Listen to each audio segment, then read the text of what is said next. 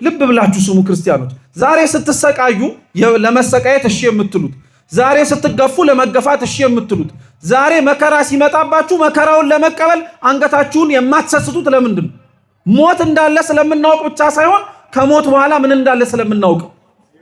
ዛሬ የገፉንን ሰዎች፣ ዛሬ ያስጨከኑንን ሰዎች፣ ዛሬ የሰረቁንን፣ የቀጠፉንን፣ ዋጋ ያስከፈሉንን በጣም ብዙ ነገሮችን መሬት ነውና ዛሬ ባላቸው ጊዜ ሰልጥነው በተገኙ ሰዎች ላይ ስለሚደርሱብን ነገሮች በሙሉ ዝም የምንለው ለምን ይመስላችኋል? ይሄ ህይወት አብቅቶ ሰው ፊት እያየ የሚያዳላበት በሰማይ የእግዚአብሔር የፍርዱ ዙፋን ፊት ሁሉም እንደየሥራው እንደሚከፈለው ስለምናውቅ እኮ ነው። ዓርብ ላይ የክርስቶስን ሕማም ስናስብ ሳምንቱን ሁሉ የመድኃኒታችን የኢየሱስ ክርስቶስ ለሰው ልጆች የከፈለውን ስቃይና እንግልት መከራውን ስናስብ በምናዝንበት ልክ መልሰን ደግሞ የምንጽናናው ምን እንዳለ ስለምናውቅ ነው። ትንሣኤ እንዳለ ስለምናውቅ ነው። ትንሣኤ እንዳለ ስለምናውቅ ነው። ሩቅ እንኳን ባትሄዱ ክርስቲያኖች፣ ዓርብ ዕለተ ስቅለት ቤተ ክርስቲያን ተሰብስበን እየሰገድን እያለቀስን የጌታችን የኢየሱስ ክርስቶስን መከራም ጭምር እየተሳተፍን ከቆየን በኋላ በጾሙ ወቅት ላይ እንደምታስተውሉት ጸናጽል አናነሳም፣ ከበሮ አናነሳም። ልንደሰትበት የሚገባ ደግሞ ምንም ነገር ስለሌለ በተለይ በሰሙነ ሕማማት እነዚህን ነዋያቶቻችን ራሱ አንጠቀማቸው። ክርስቶስ የተሰቀለባት ዕለተ ዓርብ የሰገድንባት ምሽት ላይ ግን የምንሰነባበተው አምላካችን ኢየሱስ ክርስቶስ ወደ መቃብር ሲገባ እያለቀስን ሳይሆን እየዘመርን ነው። አስተውላችሁት? ልክ 11 ሰዓት ሲሆን ሊቃውንተ ቤተ ክርስቲያን በቤተ መቅደስ ውስጥ ያሉት ዳዊቱን አስተዛዝለው ልክ ከጨረሱ በኋላ የመጀመሪያ ስራቸው የሚያደርጉት ምንድን ነው? ጸናጽሉን ከበሮን ይዘው ንሴብሖ ለእግዚአብሔር ስቡሐ ዘተሰብሐ፣ እግዚአብሔር ምስጉን ነው የተመሰገነ ብለው ለአምላካችን ለልዑል እግዚአብሔር ከበሮ እየመቱ ጸናጽል እየጸነጸሉ እያሸበሸቡ እያጨበጨቡ ምስጋና ያቀርባሉ። ምሳሌ አሁን ይሄንን የሰማችሁትን ጥያቄ ልጠይቃችሁ። እናንተ ቤት ሁላችንም ቤት ሐዘን ሲገጥመን ሞት ሲያጋጥመን ይዘን ሬሳውን የምንመጣው ከቤት ከተሰናበተ በኋላ ወዴት ነው? ወደ ቤተ ክርስቲያን ነው አይደል? እኛ ሬሳውን ይዘን ከቤት ስንመጣ እያለቀስን ነው። ልክ ቤተ ክርስቲያን አስገብተ ነው ጸሎተ ፍትሐት መደገምና መጸለይ ግን ሲጀምር ካህናቱ ክብ ሰርተው ሬሳውን ያለቅሳሉ? አያለቅሱ። ልብ ብላችሁ አያለቅሱ። ይበልጡኑ እንዲያው መቋሚያ ጸናጽል ከበሮ ይዘው ሲዘምሩን የምታገኟቸው። ለምን ይዘመራል? ለምን እናመሰግናለን? ሰው ሞቶ ሬሳ ተሸክመን መተን ቤተ መቅደስ ውስጥ እንኳን እማናዝነውና እማናለቅሰው ከሞት በኋላ ምን እንዳለ ስለምናውቅ ነው። ሕይወት እንዳለ ስለምናውቅ ሐዘናችን፣ ትካዜያችን ለከት ገደብ ወሰን ያስፈልገዋል የምንለው ለዚህ ነው። የክርስቶስ የተሰቀለበት የዛችም ዕለት ላይ እንዳለቀስን እንዳነባን ተሰቀለ እርቃኑን ሆነ ብለን ተናገርን። ያው እርቃኑ የሆነውን ሰውነቱን ዮሴፍና ኒቆዲሞስ ገንዘውት ደግሞ አዲስ በሆነ መቃብር አሳረፉት ስንል የክርስቶስ የሥጋው መቃብር ውስጥ ማረፍ እኛም ገነት ውስጥ ስንገባ የሚያገኘንን ማረፍ ክርስቶስ አምላካችን ስለሰበከልን እያለቀስን የምናከብረው ሳይሆን በክርስቶስ ወደ መቃብር መግባት ምን እያደረግን የምናከብረው ነው? እየዘመርን እልል እያልን የምናመሰግነው ነው። ግን ልብ ብላችሁ አስተውላችሁት ከሆነ እንደዛ አመስግነን እንደዛ እልል ተሰኝተን ግን ፋሲካ ብለን እናከብራለን? ኧረ በለው መልሱ እንጂ አናከብርም። ምንም ጥርጥር የለውም። ገና ለገና ከበሮን ጸናጽሉን ስላነሳ ነው ተፈሰከ ማለት ነው አንልም አይደል? እስከ መቼ ድረስ እንጠብቃለን? እስከ ቅዳሜ ሌሊት 6 ሰዓት ክርስቶስ ከሙታን መካከል ተነሳ የሚለውን አዋጅ እስክንሰማ ድረስ የጾምነውን ጾም አናበቃም። የጾምነውንም ጾም ፈሰክን ብለንም ጭምር አንናገር። ምን ለማለት ነው? በመቃብር ውስጥ የጌታችን የኢየሱስ ክርስቶስ ሥጋው ማረፉ እኛ በኋላ ለምናርፈው እረፍት ምሳሌ ስለሆነ አመሰገንን። የደስታችን ትክክለኛው ፍጻሜ ግን የደስታችን የመጨረሻውን ከፍታ ግን ያገኘነው ክርስቶስ በመቃብር ውስጥ በመግባቱ ብቻ ሳይሆን ያ በመቃብር ውስጥ የገባው ሥጋው ደግሞ ሌሊት 6 ሰዓት ላይ ከሙታን መካከል ምን ሲያደርግ ስላየ ነው፣ ሲነሳ ስላየ ነው። ይሄ በነገራችን ላይ ክርስቲያኖች እንደ ቀላል ነገር 55ቱንም ቀን ክርስቶስ ከሙታን ተነሳ እየተባለ ስለሚሰበክልን አናቀልም። ይሄ የትንሣኤ ስብከት ዛሬ ላይ ቤተክርስቲያናችን ውስጥ ደምቃና ተውባ የምታዩቸው ቅዱሳን በሙሉ የፈሩት በትንሣኤ ነው።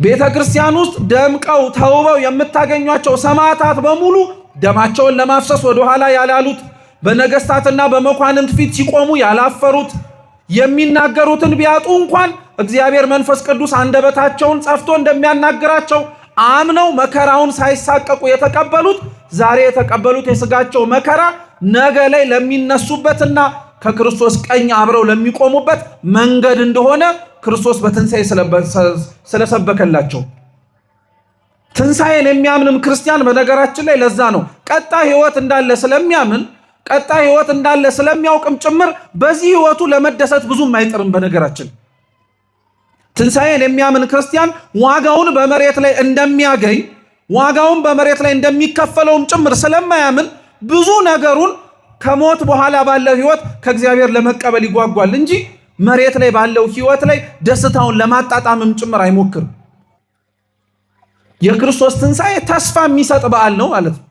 ተስፋው ሞተን እንደማንቀር የሚሰበክበት ብቻ ሳይሆን ተስፋው ዛሬ በምንኖርባት በዚች ምድር ላይ ለምናደርጋቸውና ስለ ክርስቶስ ስንል ለከፈልናቸው ምንም አይነት ዋጋዎች እግዚአብሔር አምላክ እንዲሁ እንደማያስቀረን የምናውቀው ምን እንዳለ ስለምናውቅ ነው። ትንሣኤ እንዳለ ስለምናውቅ። ስለዚህ በዚህ ክርስቲያን መጽናናት አለበት ማለት ነው።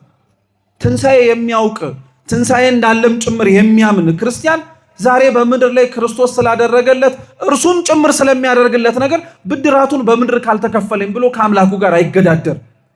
ለጾምነው ጾም፣ ለጸለይነው ጸሎት፣ ለሰገድነው ስግደት፣ ለሰጠነው ምጽዋት፣ ለገባነው ሱባኤ፣ ላስቀደስነው ቅዳሴ፣ ስለተቀበልነው ቅዱስ ሥጋው ክቡር ደሙ፣ ስለተሳለምንማቸው ገዳማትና አድባራት ዋጋችንን ዛሬ በምድር ስጠን ብለን እግዚአብሔርን እኛ እንገዳደሩ። ከፈለገ ካሻው የሚጠቅመን ከሆነ እሱ የኛን ዋጋ በመሬት ላይ በመስጠቱ እግዚአብሔር ሰጪም ነሺም እንደሆነ ሊያስተምርብን ከፈለገ ያድርገው። ካልሆነ ግን ብድራታችሁን በሰማይ ልጠብቅላችሁ ልሸልማችሁ ካለ እሱ አይበልጥም ብላችሁ ነው ክርስቲያኖች? በምድር የጾማችሁትን ሁሉ ዋጋ ብታገኙ እና ብትጠግቡ ምን ዋጋ አለው? ከክርስቶስ መንግስት ወጣችሁ በምድር ላይ የተጠማችሁትን ረክታችሁ ጠጥታችሁ ጠግባችሁ ነገር ግን ሰማያዊ የሆነውን ምግብና መጠጥን የክርስቶስ ሥጋና ደምን ብትርቁት ምን ተሸለማችሁ? ምንም እኮ ሽልማት የለው። ምንም ሽልማት የለው። ትንሣኤ ለዛ ነው ከሞት በኋላ ያለ ሕይወት እንዳለ ስለምናውቅ ተስፋም ጭምር ስላለን በምድር ስለ ክርስቶስ ስንል ስለምንከፍላቸው ምንም አይነት ዋጋዎች ነገ ላይ እግዚአብሔር አምላክ ዋጋችንን እንደሚሰጠን ስለምናምን ትንሣኤ ለቤተ ክርስቲያናችን የበዓላት ሁሉ በኩር ነው ብለን የምንጠራው ለዛ ነው ቅዱስ ጳውሎስ ራሱ አንደኛ ቆሮንቶስ መልእክቱ ምዕራፍ 15 ላይ ሲናገር ክርስቶስ ከሙታን ከመካከል ባይነሳ ወይ ካልተነሳ ስብከታችን ከንቱ ነው አለ። እውነት ነው። ሞተ ብለን ለመስበክ አይደለም እኮ የምንቻኮለው። ተሰቃየ ብለን ለመስበክ ብቻ አይደለም እኮ የምንቻኮለው። ሞተ ተሰቃየ የምንለውን አምላካችንም ከሞቱና ከስቃዩ በኋላ ምን አረገ እንላለን? ተነሳ እንላለን። ስለዚህ ስብከታችን ራሱ ከንቱ አልቀረም ማለት ነው። የምናመልከው አምላክ መቃብር ውስጥ የቀረ አይደለም። የተገዛንለት ክርስቶስ ተሰቃይቶ ብቻ ዋጋ ከፍሎ ያለፈ አይደለም። ዋጋ ከከፈልልን በኋላ ከተሰቃየልን በኋላ ደግሞ ከሙታን መካከልም ምን ያደረገው ነው? የተነሳ አምላክ ስላለን ትንሣኤ የበዓላት በኩር ነው ተብሎ የሚነገረው ለዛ ነው። እንዳልኳችሁ ግን ትንሣኤ ስለ ክርስቶስ በዓል የሚከበር ብቻ ሳይሆን በክርስቶስ በዓል ውስጥ እና ክርስቶስ ከሙታን መካከል በመነሳቱ ውስጥ ለእኛም ጭምር ሕይወት እንዲሆነን የምናከብረው በዓልም ጭምር ነው። ልብ ብላችሁ ስሙ ክርስቲያኖች። ቤተ ክርስቲያናችን የክርስቶስ አምላካችንን ትንሣኤ የምታከብረው ልክ እንደ ጾምንባቸው ሰሞናት ለ50 እና ከ50 በላይ ቀናት። እየሰማችሁ ነው። በዓላቱን እንደዛ የምናከብረው በዓል በነገራችን ላይ እንደ ትንሣኤ ለረጅም ጊዜ በዓል የለን። ብዙ በዓላት የምናከብረው በዛ ከተባለ ለ3 ቀን ነው። ለስንት ቀን? ለ3 ቀን ነው። ለምሳሌ ነገ ለምናከብረው ለቅዱስ ጊዮርጊስ ዓመታዊ ክብረ በዓል ዛሬ በዓል ነው። የዛሬው የበዓሉ የመጠሪያ ስያሜ ምንድን ነው? ዋዜማ ነው የሚባለው። ምን አልኳችሁ? ሁሉም በዓል ምን አለው? ዋዜማ አለው። ስለዚህ ዋዜማውም ይከበራል። ቤተ መቅደስ ይከፈታል። ሊቃውንተ ቤተ ክርስቲያን ማህሌት በመቆም ያከብሩታል። ከዋዜማው ቀጥሎ ያለው ደግሞ ዋናው ክብረ በዓል ነው፣ ሁለተኛው ማለት ነው። ዋዜማውንና ክብረ በዓሉን አክብረን ከጨረስን በኋላ በዓላቱ ያቆማሉ እንደ ቤተ ክርስቲያን ውስጥ? አያቆሙም እኮ በነገራችን ላይ። ልብ ብላችሁ ስሙ። ዋዜማውን ለክብረ በዓሉ እናከብራለን። ክብረ በዓሉን አክብረን ከጨረስን በኋላ ግን አገልግሎትም ምስጋናም ተቋርጧል ብላ ቤተ ክርስቲያን በሮቿን ዘግታ አትሄድም። በቀጣዩ ቀን በማግስቱ ደግሞ መታ መቅደሷን ከፍታ ማመስገን ትጀምራለች። ለምን? ዋዜማውን ለክብረ በዓሉ እንዳከበር ነው ሁሉ ክብረ በዓሉን እንድናሳልፍ ያደረገን እግዚአብሔር መመስገን የለበትም? አለበት። ስለዚህ በማግስቱም በዓሉ ይቀጥላል፣ ይከበራል። ትንሣኤ ግን 55 ቀናት ከ50 በላይ ቀናት ነው የሚከበረው። ለምን? አንደኛ እንዳልኳችሁ የበዓላት ሁሉ በኩር ነው፣ ትልቅ በዓል ነው። ስለዚህ ሳናቋርጥ እያሰብን እያስታወስን እናከብረዋለን። ሁለተኛው ክርስቲያኖች ትንሣኤ ለ55 ቀናት የሚከበረው የዝግጅት በዓል ስለሆነ ነው። የምን በዓል? አረ መልሱ ባካችሁ። አው ጾሙ እኮ ከተፈታ ይቀር እንደበላ መልሱ። የምን በዓል? የዝግጅት በዓል። ልብ ብላችሁ ስሙ። 50ውን ቀን ትንሣኤ ከማክበራችን በፊት ስንጾም የነበረውን ጾም ለምን እየተዘጋጀን የጾምነው ጾም?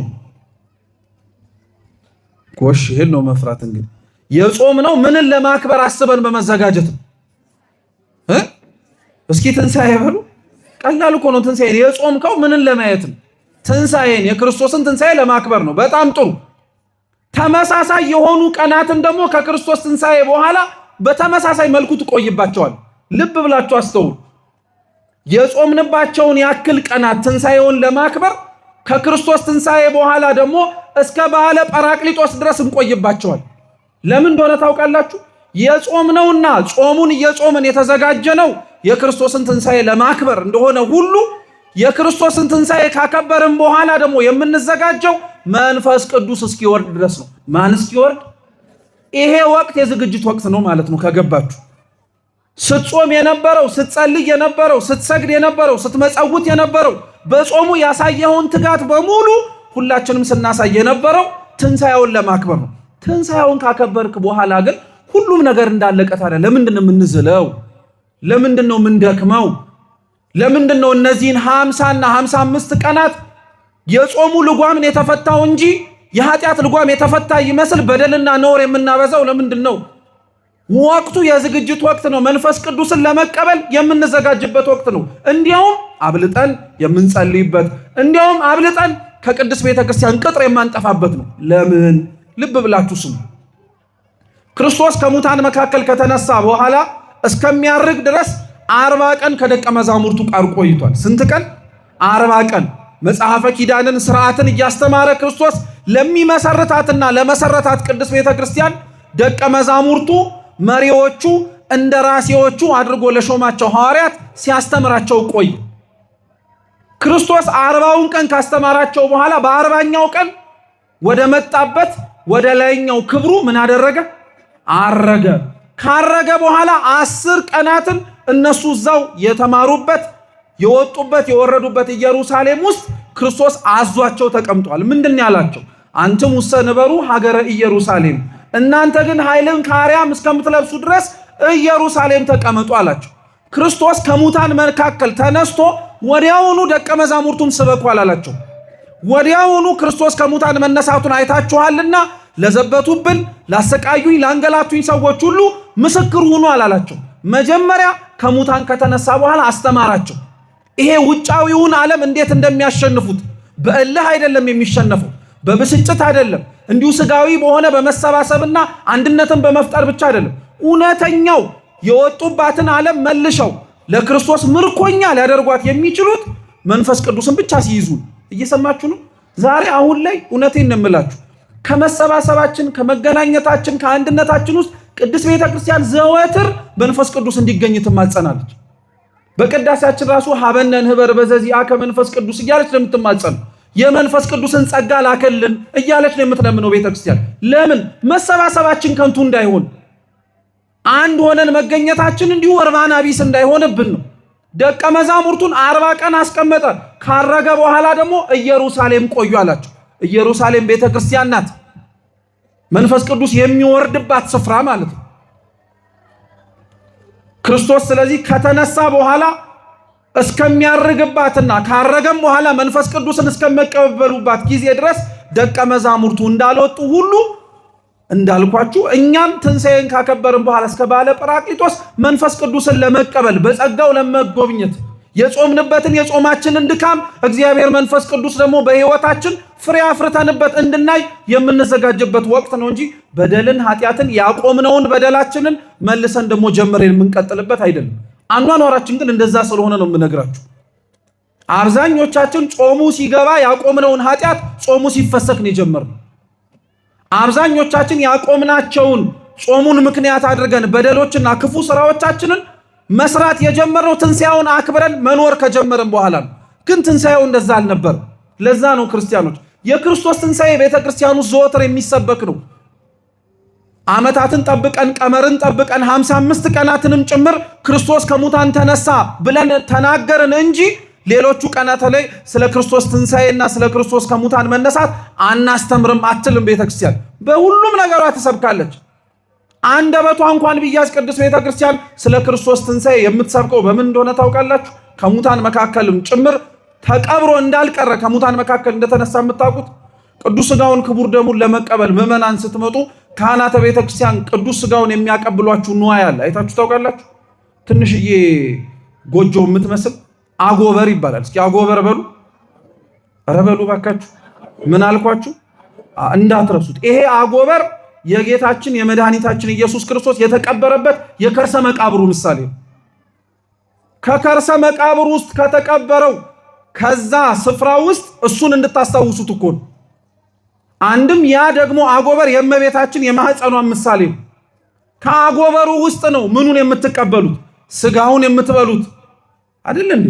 ስለዚህ አያችሁት፣ አንደበቷ እንኳን ባይኖር ወቅት ባይጠበቅ እንኳን ትንሣኤ ነው ብለን ዓመት ቆጥረን ባንመጣ እንኳን ዘወትር ቅዳሴ ላይ ስትገቡ ግን ምኑን ትመለከቱታላችሁ? አጎበሩን ስታዩ መቃብሩ ትዝ ይላችኋል። የምትበሉትን ስጋ ደግሞ አፋችሁ ስታስገቡት ይሄ የምትበሉት ስጋ ፈርሶ በስብሶ በመቃብር ያልቀረ መለኮት የተዋሃደው የጌታችን የመድኃኒታችን ኢየሱስ ክርስቶስ ቅዱስ ስጋ እንደሆነ እንድታስታውሱ ያስፈልጋል።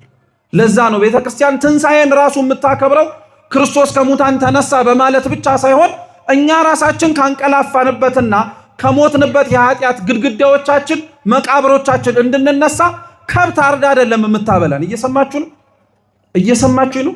ቤተክርስቲያን ትንሣኤን ስታከብር ከብት አርዳ አይደለም የምታከብር።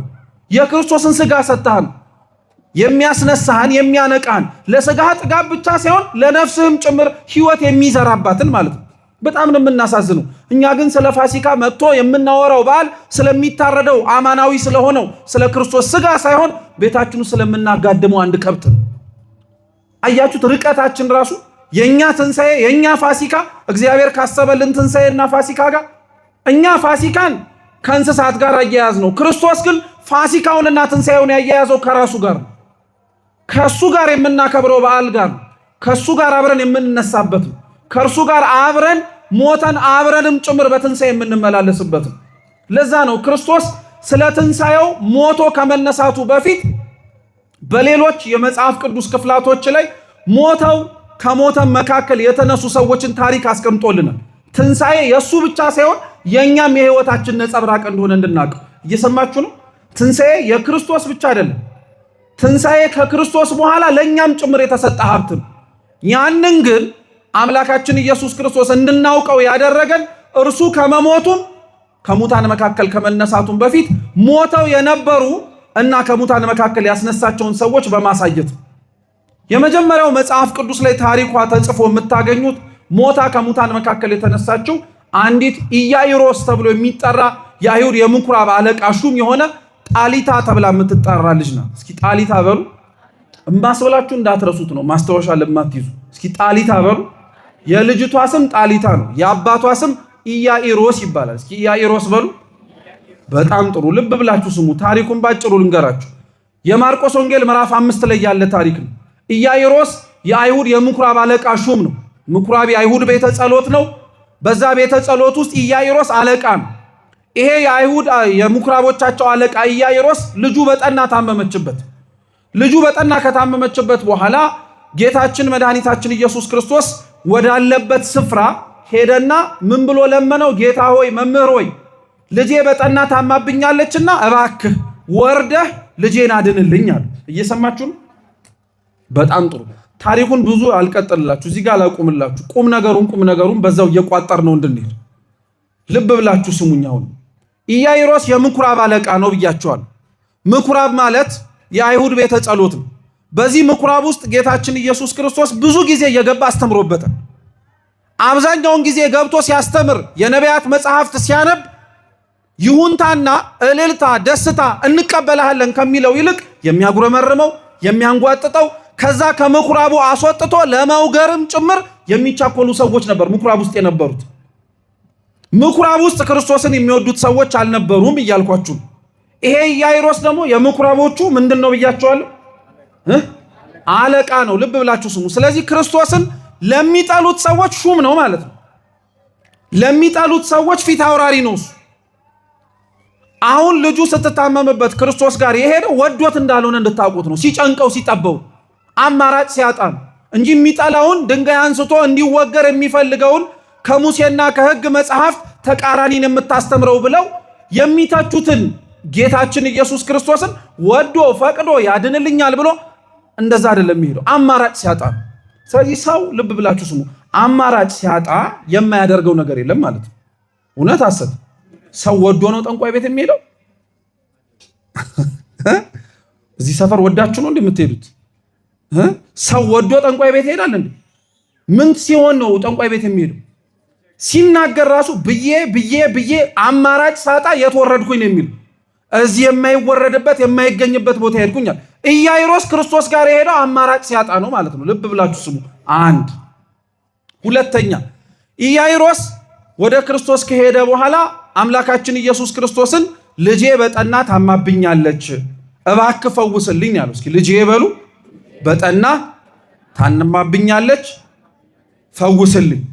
በጣም ጥሩ። ጌታችን ኢየሱስ ክርስቶስ ምን አለው መሰላችሁ? ና እንሂድ አለ። ምን እናርግ? በጣም ጥሩ። አሁን አስተውላችሁት ነው። ኢያኢሮስ ሊገሉት የሚፈልጉት ሰዎች አለቃ ነው። ኢያኢሮስ ወዶ አይደለም ክርስቶስ ጋር ሄደው። ክርስቶስ ወዶ ያልመጣውን የመጀመሪያ ምርጫው ያላደረገውን ኢያኢሮስን ግን ና ወደ ቤት እንሂድ አለ። ለኢያኢሮስ በነገራችን ላይ ከእግዚአብሔር ከክርስቶስ ፊት ሊያስደምጠው የሚችል በጣም ብዙ ነገር አለ። ኢያኢሮስ ክርስቶስን መጥላቱ፣ ክርስቶስን አለመፈለጉ ከአማራጮቹ መካከል አንዱ ነው እንጂ የመጀመሪያና ብቸኛ ምርጫው አለማድረጉ ራሱ ክርስቶስን ለምን ታናግረኛለህ ማለት ይጠበቅበት ነበር። ጌታችን ግን ክፉን በክፉ አትቃወሙ ብሎ በአንደበቱ የተናገረ ብቻ ሳይሆን በተግባር ያሳየን። ለሚወግሩት ሰዎች፣ ከቤተ መቅደስ ከምኩራብ ላባረሩት ሰዎች እንኳን ልቡ አልጨከንም። ይሄ ከገባችሁ ክርስቲያኖች፣ እኛም ኢያኢሮስ ነው። እግዚአብሔር የሚሰማን ታመም ያለው አድነኝ፣ ታሞብኛል ፈውስልኝ ስንል የሚያስደምጥ ስራ ኖሮን ነው እንዴ? እንደ ኢያኢሮስ ክርስቶስን ከምኩራቡ እኮ አባረነዋል ከመቅደሱ። ምን ስራችን እዚህ መቅደስ ውስጥ ሊገባ የሚያስችለው ነገር አለ የእሱ ቸርነት ካልሆነ በቀር? እንደ ኢያኢሮስ የሚሰበሰቡበት ምኩራብ ውስጥ ህዝቡ ድንጋይ አንስቶበት ነበር። ክርስቶስ ላይ ድንጋይ እናንሳበት እንጂ ከድንጋይ በላይ የከፋ ኃጢአት እያነሳን አላሳመም ነው። እና ለምንድን ነው እኛን የሚሰማን? ከኢያኢሮስ የባሰን ስራ የምንሰራ ሰዎች እኮ ነን። ኢያኢሮስን ሳይንቀው የሰማው ክርስቶስ ፍጥረቱን ስለሚወድ ክፉንም በክፉ ስለማይቃወም ነው። እስኪ ክፉን በሉ፣ በክፉ አትቃወሙ። የእኛን ክፋት እግዚአብሔር በሱ ፈታሂነት መጀመሪያ ሊቃወመን አልፈለግም። መጀመሪያ በፍቅር ነው ያቀረበን። ኢያኢሮስን ሰማው፣ አደመጠው። ና ወደ ቤት እንሂድ ሲለው እሺ ና እንሂድ አለ። የሉቃስ ወንጌል ምዕራፍ 7 ቁጥር 1 ላይ የተጻፈ ተመሳሳይ የሚመስል ታሪክ ግን በታሪኮቹ ባለቤት የሚለያይ ጭብጥ አለ። ልብ ብላችሁ ስሙ። ሉቃስ 7:1 ላይ ደግሞ አንድ 100 አለቃ ሰውዬ አለ። ይሄ 100 አለቃ ሰውዬ ሮማዊ ነው፣ አሕዛባዊ ነው። ጭራሽ እንደ ምኩራቦቹ ሊቃውንት የሚነበብ የእግዚአብሔርን ቃል የሚሰማበት ምንም እድል የለውም። እሱ ወታደር ነው። ጌታችን ኢየሱስ ክርስቶስ ካለበት ቦታ ላይ ግን ልጁ በጠና ስትታመምበት ሄደ። ልክ እንደ ምኩራቡ አለቃ። የተለያየ ታሪክ ነው ግን ልብ ብላችሁ ስሙ። ሄደና ጌታ ሆይ ልጄ በጠና ታማብኛለች ፈውስልኝ አለ።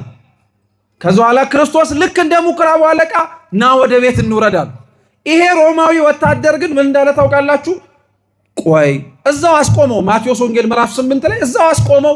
ሉቃስ 7:1 ላይ እዛው አስቆመው ይላል። ከዛ ያ ወታደር ምን ብሎ ተናገረ መሰላችሁ? ጌታ ሆይ ከቤቴ ጠፈር ትገባኝ ዘንድ እኔ የሚገባኝ አይደለሁም ማለት።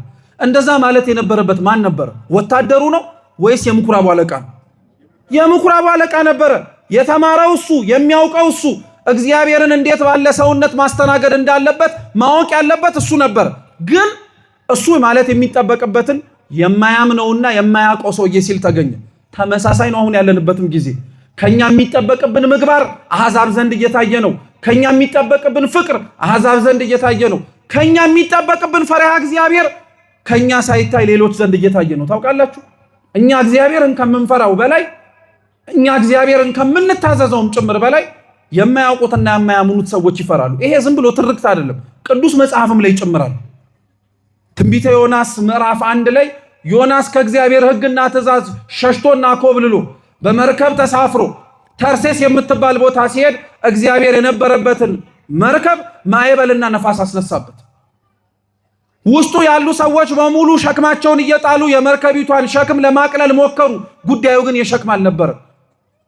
ከእግዚአብሔር ፊት እየኮበለለ ያለ የዮናስ አመጽ ያስነሳው አውሎ ነፋስ ነበር። እግዚአብሔር ዮናስን ለመመለስ ነው ይህን ሲያደርግ የነበረው። ልብ ብላችሁ ስሙ። ልክ ዮናስ ተኝቶ ከውስጠኛው ክፍል በነበረበት ጊዜ ላይ ሰዎቹ ተጨንቀው ውስጥ ሲፈልጉት ዮናስን አገኙት። ዮናስን ቀሰቀሱት። ምንድነው የምትተኛው? ልንጠፋ እኮ ነው አሉ። ዮናስ ብዙም አላጉረመረምም። ጥፋቱ የኔ ነው፣ እኔን አውጥታችሁ ስትጥሉኝ ሁሉም ነገር ይስተካከላል አለ። እየሰማችሁ ነው? ተጨነቁ፣ ተጠበቡ። ለተወሰነ ጊዜ አውጥተው መጣልም ጭምር ከበዳቸው። እንደው ይሄ ታሪክ ራሱ በነገራችን ላይ ሌላ ጉዳይ ውስጥ እንዳይከተል እንጂ እንደው ርህራሄያቸው ራሱ አይገርምም? ማለት ሰላም እንዲሆን መርከቡ እኔን አውጥታችሁ ስትጥሉኝ ይረጋጋል ሲሏቸው አውጥተው ቶሎ ራሱ አለመወርወራቸው አይደንቃችሁ? አሁን እኔና እናንተ መካከል ውስጥ የቤተ ክርስቲያን የመበጥበጧ ምክንያት እገሌ ነው ቢባል እና ብጥሉት ገደል ስር ሁሉም ሰላም ይሆናል ቢባል እንራራለታለን እንዴ? እንዲያው ምንክትክቱ እስኪወጣ ነው በደንብ አድርገን የምንገፈትረው እንጂ። እነሱ ግን ራሩ። እነሱ ግን በደንብ አድርገው አዘኑለት። ግን አማራጭ ስላልነበረ አነሱና ውሃ ውስጥ ጣሉት። ልብ ብላችሁ ስሙ። ልክ ውሃ ውስጥ ከጣሉት በኋላ መርከቡ ተረጋጋ፣ ነፋሱም ምን አለ? ጸጥ አለ። ከዛ ምን እንደሚል ታውቃላችሁ? መጽሐፍ ቅዱሳችን አብራችሁን በሉ። ህዝቡም ሁሉ እግዚአብሔርን ፈሩት። አይገርማችሁም? እነዛ ህዝብ እኮ እግዚአብሔርን አያውቁት። እነዛ መርከበኞቹ እኮ ውስጥ ያሉት በሙሉ ያ ማዕበል ሲመጣ ለጣዖትና ለአማልክቶቻቸው ሁሉ ሲጮሁ የነበሩ ነበሩ። አሁን ግን ዮናስ የኔ አምላክ ነው ይሄን ያደረገው ብለው ባህሩ ላይ ሲጥሉት ጸጥ ሲል ሳይ ማንም ፈሩት አለ? እግዚአብሔር ለመፈራቱ ምክንያት የሆንን ሰዎች አለን እንደኛ ውስጥ ለመናቁ እንጂ። እግዚአብሔር ለመደፈሩ ምክንያት ልንሆን እንችላለን እንጂ እኛ ለመከበሩ ምንጮች ሆነን እናውቃለን እንዴ? አያችሁት ርቀቱን? ለዛ ነው ኢያይሮስ ነበረ ቤቴ ጠፈር ልትገባ አይገባኝም ማለት የነበረበት። ግን ያ አሕዛብ ክርስቶስን አየና አያያይ ቤቴ ጠፈር ልትገባ አይገባም ማለት ቀጠለና በምሳሌ ያስረዳው ራሱ። እኔ ሮማዊ ወታደር ነኝ፣ ማንም እኔ መሄድ የሚጠበቅብኝን ነገር ሳልሄድ ቃል ብቻ ብናገር ወታደሮች ሄዶ ፈቃዴን ይፈጽማሉ። አንተም ቃል ብቻ ተናገር ልጄ ይፈወሳል። ክርስቶስ አደነቀው። እንደነዚህ አይነቱን እምነት ከአሕዛብ ነው ተውትና ከህዝብ መካከል ከእስራኤላውያን መካከል ራሱ አላየውም ማለት። ኢያይሮስን ግን ስትመለከቱት ና እንሂድ ሲለው አብረን እንውረዳል። የእምነት ማነስ ችግር እኮ ነው በነገራችን። እኛ ካለው መንገድ እኛ ለእግዚአብሔር እንዲያሳካልንና እንዲሆንልን ከጠየቅነው መንገድ ውጪ ሊሰራ አይችልም ብሎ ማሰብ ራሱ የእምነት ማነስ ችግር ነው። እኛ ለአብዛኞቻችን የእምነታችን የመቀዛቀዛችንና የመዳከማችን ምንጭ አንዱ ራሱ ይሄ ነው። ክርስቲያኖች እግዚአብሔር እኛ በምንለው ብቻ አይደለም የሚሰራው። እሱ ራሱ ለኛ የሚሆነውን ከኛ በላይ የሚያውቅ አምላክ ነውና እሱ በፈቀደውም ጭምር ያደርገዋል። ያንተ ብቻ የኔ ብቻ ኃላፊነት ምን እንደሆነ ታውቃለህ? እየሰማችሁ ነው?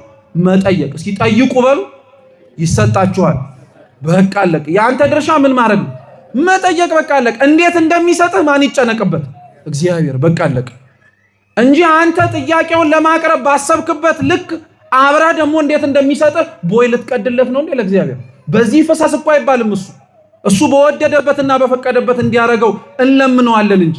ለዛ ነው በመከራዎቻችን፣ በችግሮቻችን፣ በስቃዮቻችን ውስጥ እግዚአብሔርን ማየት ለምን የከበደን ይመስላችኋል?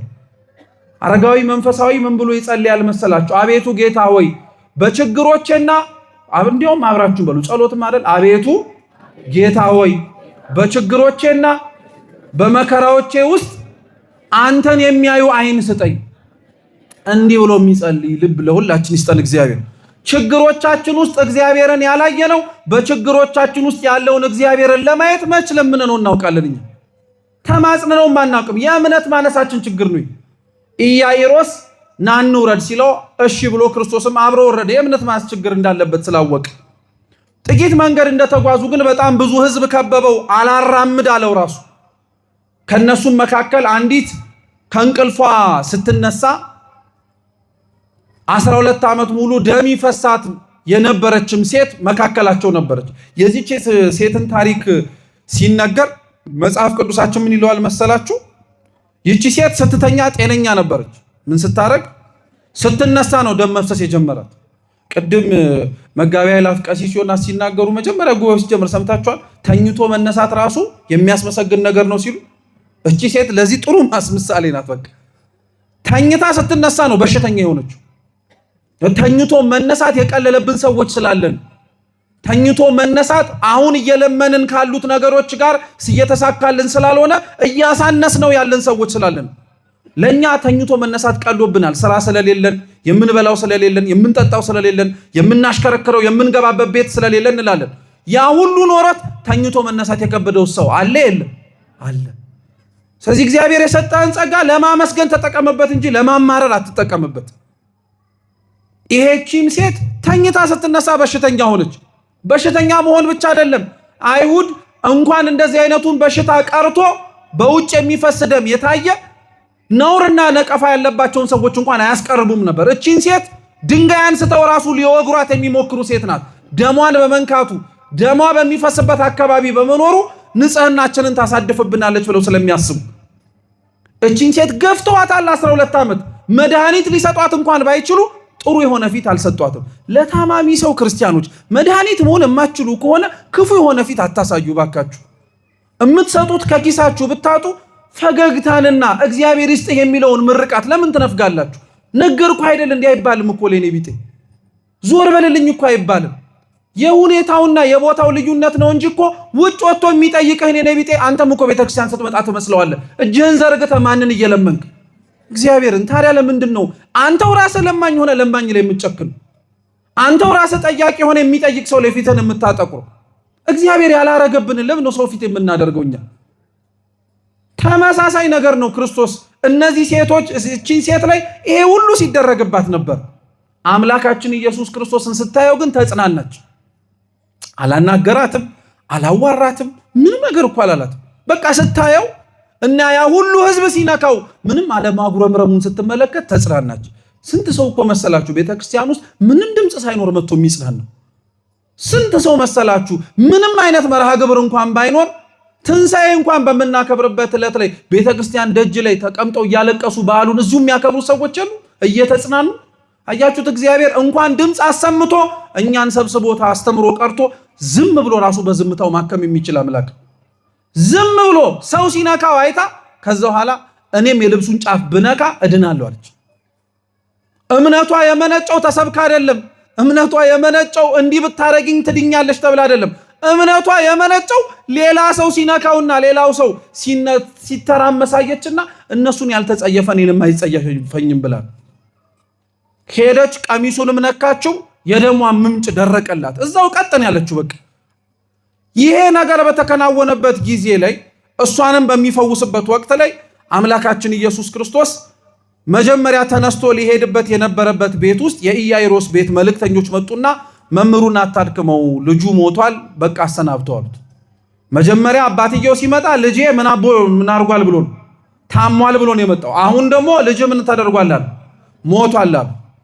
እና አታድክመው፣ አታምጣው የሚሉት ንግግሮች እንደምታዩት መረዳትም አይከብድም። ታሞ ቢመጣ ኖሮ ሊያድነው ይችል ነበረ። ከሞተ በኋላ ግን ምን ለውጥ ያመጣል እንደማለት። ስለዚህ አታድክመው፣ በቃ ሂድ በለው እንደማለት። ክርስቶስ የዚህን ልጅ ህመም እየሰማ ልብ ብላችሁ ስሙኝ። የዚህን ልጅ ህመም ሰምቶ ከነበረበት ቦታ ተነስቶ ከአባቱ ጋር ወደ ቤቱ እየሄደ ቶሎ ቤቱ ጋር ያልሄደው ማን አዘግይቶት? ማን አዘግይቶት? ልብ ብላችሁ ስሙ። ለሰው ሰውኛው ስታዩት ህዝቡ ያዘገየው አይመስልም? ህዝቡ ባይኖር ኖሮ ቶሎ የሚሄድ አይመስልም? እየሰማችሁ ነው። ቶሎ የሚሄድ አይመስልም? ህዝቡ ባይኖር ወይ ያቺ ሴት ቀሚሱን ባትነካው እሷንም ዞሮ ኃጢአትሽ ተሰረየልሻል ብሎ ባያወራት ምንም ነገር ባይነጋገርና ቀጥ ብሎ ወደ ተነሳበት ዓላማ ቢሄድ ቶሎ የሚደርስ አይመስልም? እግዚአብሔር እንደዛ ይሁን የምትሉ ሰዎች ካላችሁ ምን ማለት መሰላችሁ? እግዚአብሔር አምላክ የጠራውና ውረድልኝ ያለው የጻድቃን የቅዱሳን ጸሎት ምሳሌ ነው ይላል ዮሐንስ አፈወርቅ። እየሰማችሁ ነው። እግዚአብሔር የእነሱን ጸሎት ሰምቶ እነሱ የለመኑለትንም ነፍስ የልቡን ፈቃድ ለመስጠት ሲወርድ ግን የወረድኩበትን ብቻ ሳይሆን የሚለው ዙሪያው ላይ ያሉትንም ሰዎችንም ጭምር ነው ጸሎታቸውን የሚሰሙ። እንዴት አወቅ ከምትሉ ከሆነ የተነሳው እኮ የኢያኢሮስን ልጅ ሊያድን ነው እንጂ እሷን ሊፈውሳት አልነበር። ዛሬ እስከ ቤተክርስቲያን ጉባኤ ተሰብስበን በአንድነት በጋራ የምንጸልየው ለምን ይመስላችሁ? ሰምቷቸው እንደሚወርድላቸው የምናውቃቸው እግዚአብሔር ጽድቃቸውን የሚያውቅላቸው ምዕመናን አሉ፣ አባቶች አሉ፣ እናቶች አሉ፣ ምዕመናን አሉ። ምንም ጥርጥር የለው። ስለነሱ መስማት ብሎ የሚወርደው እግዚአብሔር እግረ መንገዱን ግን ያቺን ሴት ደሟን እንዳደረቀላት እኛንም የኃጢአት ደማችንን ያደርቅልናል ብለን ስለምናምን እንጂ በየትኛው ስራችን እንደሚሰማን ተማምነን ሩቅ አትሂዱ። እሺ ለምሳሌ ሴት ልጆች ወይም ወንዶች ልጆች ሁላችንም ቅባት ስንቀባ ቅባቱን አፍስሰን የምንቀባው ምናችን ላይ ጸጉራችሁ ላይ ነው? እንደዚህ ብላችሁ ቅባቱን የምትሞጅሩት መጀመሪያ ምናችሁ ላይ ነው የምታረጉት? ከዛስ ጸጉራችሁ ላይ ቆዳችሁን ትቀቡታላችሁ። አላማችሁ ምኑን ለመቀባት ነው ቅባቱ የፈሰሰው? ረፈጣሪ ሆይ ቀላል እኮ ነው። የጸጉሩን ቅባት ያፈሰሳችሁት ምናችሁን ለመቀባት አስባችሁ፣ ግን ራሳችሁን ለመቀባት ያፈሰሳችሁት ቅባት ምናችሁንም ይነካዋል በምናችሁ ስለምትቀቡት።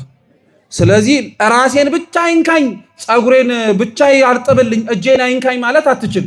የምትቀባው በምን ስለሆነ ጸሎትም እንደዛ ነው። እግዚአብሔር ሲሰማ ሊሰማቸው ወርዶ ፈቅዶ የሚገኝላቸው አሉ፣ ልክ ራስ እንደሆኑት ንጽህና ቅድስና እንዳላቸው ማለት ነው።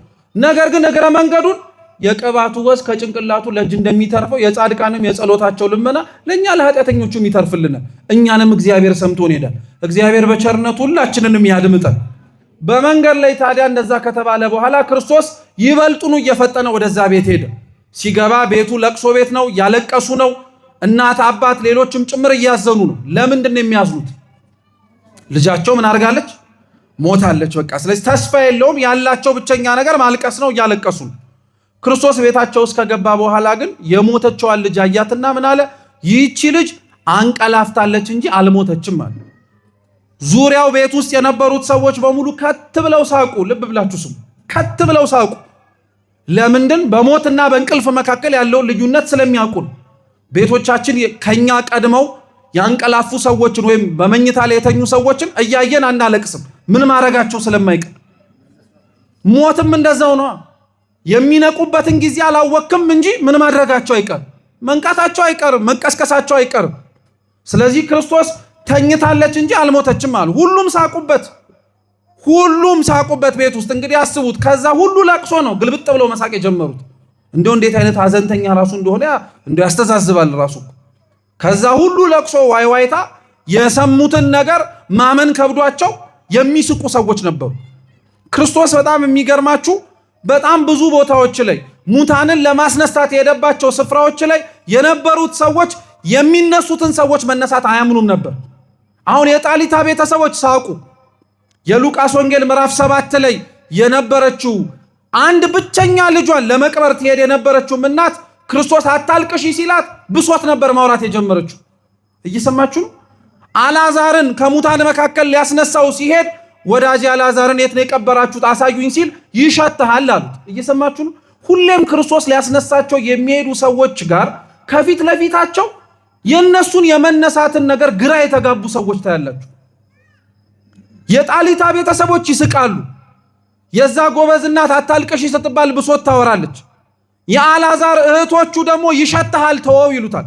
ክርስቶስ ግን ሸተተም፣ ሰው አጉረመረመም፣ ሳቀም ሊቀሰቅሳቸውና ከሙታን መካከል ሊያስነሳቸው የመረጣቸውን ሰዎች ከማስነሳት ማንም አላዘገየው።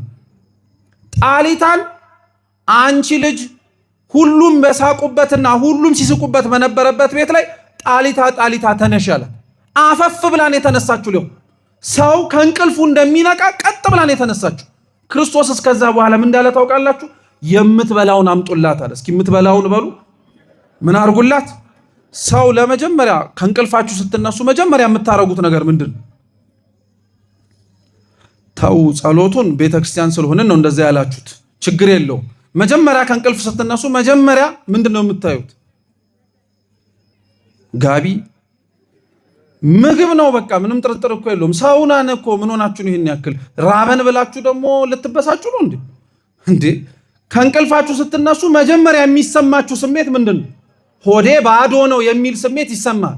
ለዛም ነው እኮ ልክ ጸሎትን አርገ ከጨረስክ በኋላ ምን የምታረግ በቃ ወቅቱ ከሆነ ትበላለህ።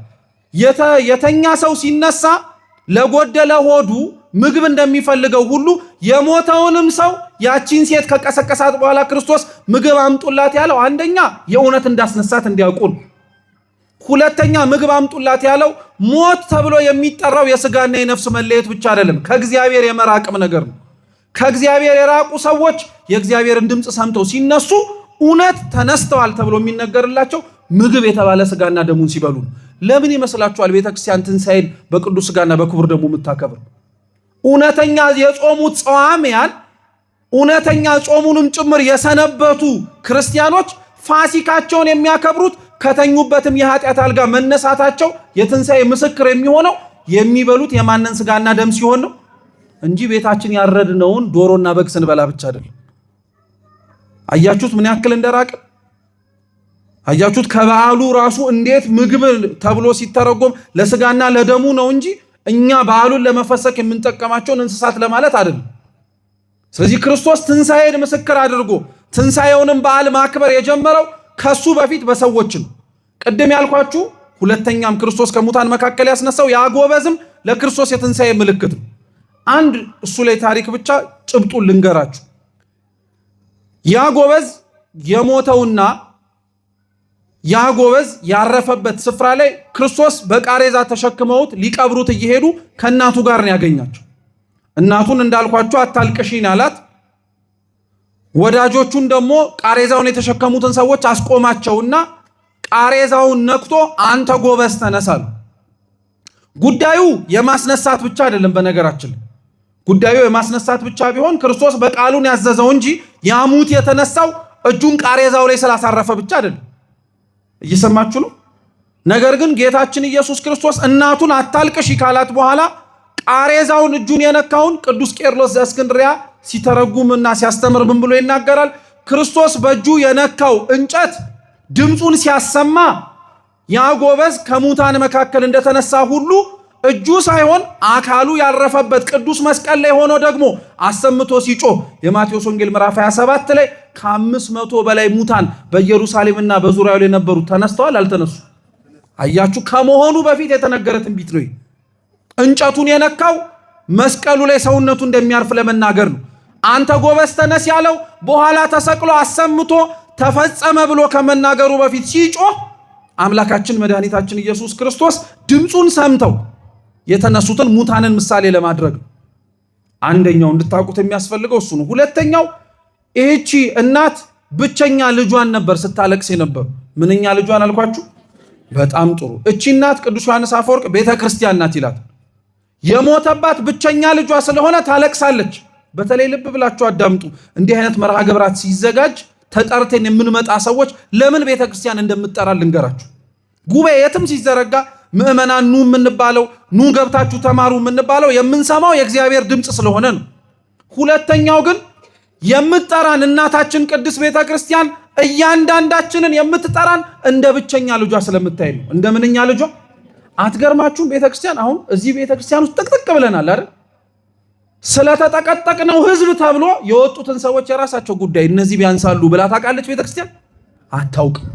ምክንያቱም አንተ ለቤተክርስቲያን ብቸኛ ልጇ ሆነ ስትመጣ ደስ እንደምትሰኘው ሁሉ መኖር ተገኝቶበት የታጣውን ወንድምህንም ቤተክርስቲያን እያየች እንደ ብቸኛ ልጇን የምታለቅስለት። ለቤተክርስቲያን አንተ ብቸኛ ልጇን ከልጆቿ መካከል አንዱ ራሱ አይደለም፣ ብቸኛ ልጇ። ስታይ ቤተክርስቲያን የምታየው ተስፋዋን፣ ስታይ ቤተክርስቲያን የምትመለከተው ጥሪዋን ሰምቶ እንደ አካሏ እንደ ራሷ እንደ ክርስቶስ የሚኖርላትን የክርስቶስን ሙሽራ። ለምን ይመስላችኋል ታዲያ ቤተክርስቲያን ክርስቶስ ተነሳ ብላ በምታስተምርበት በምትሰብክበት መድረኮቿ ላይ ስታለቅስ ስታነባ ስለኛ ነፍስም ስትጨነቅ አላያችሁ? ልጅ በስቶላት ቤተክርስቲያን እኮ ተጽናንታ አታውቅም። ዓለሙ ሁሉ እንዲድን የምትፈልግ ስለሆነች ስለ ሁላችን ታለቅሳለች እንጂ። እውነቴን እምላችሁ ክርስቲያኖች ልብ ብላችሁ ስሙ። ስለማንም ብላችሁ መለወጥ ባትፈልጉና ባትችሉ ስለ ቤተክርስቲያን ስለምታፈሰው እንባዋ ብላችሁ ተለወጡ። ቤተክርስቲያን ሁላችንም ላይ ብዙ ደክማብናለች። ሰው በጣለን ጊዜ አንስታናለች። ሰው በገፋን ጊዜ ሰብስባናለች። ሌሎች ተስፋ ቆርጠው ጸበልን ጣለው ብለው በሄዱ ጊዜ ላይ የተጣለው ሰውነታችንን አክማ ሰውነት ዘርታ መልሳናለች። እውነት አሰብ ለሷ ብለህ መኖር እንዴት ይከብዳል ታዲያ? ቤተክርስቲያን መረጠችህ አኖረችህ። አንተ እንዴት ቤተክርስቲያንን መምረጥ ይከብዳል? አንተ እንዴት የትንሣኤውን ጌታ መምረጥ ይከብዳል? ለዛ ልጅ ያስተማረው እሱ ነው። ሶስተኛው ክርስቶስ ከሙታን መካከል ያስነሳው ደግሞ አልዓዛርን። አልዓዛር የተቀበረ ነው ጭራሽ ራሱ የተቀበረበት ቦታ ላይ ግን አምላካችን ኢየሱስ ክርስቶስ አሁንም ሄዶ ከሙታን መካከል ድንጋዩን አንከባሉለት ብሎ አልዓዛርን ከነመግነዙ ናውጣ ብሎታል። ልብ ብላችሁ ስሙኝ ክርስቲያኖች፣ ጭብጡ ምን መሰላችሁ? እንዳልኳችሁ ትንሣኤ የክርስቶስ ብቻ በዓል ሳይሆን የማንም በዓል ነው ብያችኋለሁ። የኛም በዓል ነው። ተመልከቱ፣ ጌታችን ኢየሱስ ክርስቶስ በቤት ውስጥ የሞተችውን ልጅ ቀስቅሶ አስነስቷል። ሊቀብሩት መንገድ ላይ ተሸክመው የሚጓዙትን ያንን ጎበዝ ጎልማሳ አስነስቷል። በፍጻሜውም ደግሞ ተቀብሮ የሰነበተውን የ4 ቀንም ሬሳ ጌታችን ኢየሱስ ክርስቶስ ምን አድርጓል? አስነስቷል። እየሰማችሁ ነው? ምን አድርጓል? አስነስቷል። አምላካችን መድኃኒታችን ኢየሱስ ክርስቶስ እነዚህን ሙታን ሲያስነሳ እያስነሳቸው ያለው ትንሣኤና ሕይወት እንደሆነ ምስክርነት ለመስጠት፣ በመቀጠል ደግሞ ክርስቲያኖች ይሄንን አምላካችን ኢየሱስ ክርስቶስ ሲያስነሳቸው የነበረው ሁላችንንም ሞተን እንደማንቀርና በቅዱስ ቃሉ እንደሚያስነሳን ለማወቅ አልዓዛርን ያስነሳውን ድምፅ፣ ጣሊታን የቀሰቀሳትን ድምፅ፣ ያንን ጎበዝ ከተሸከሙበት ቃሬዛ ላይ ያነቃው ድምፅ ዛሬ የምትሰሙት የእግዚአብሔር ድምፅ ነው።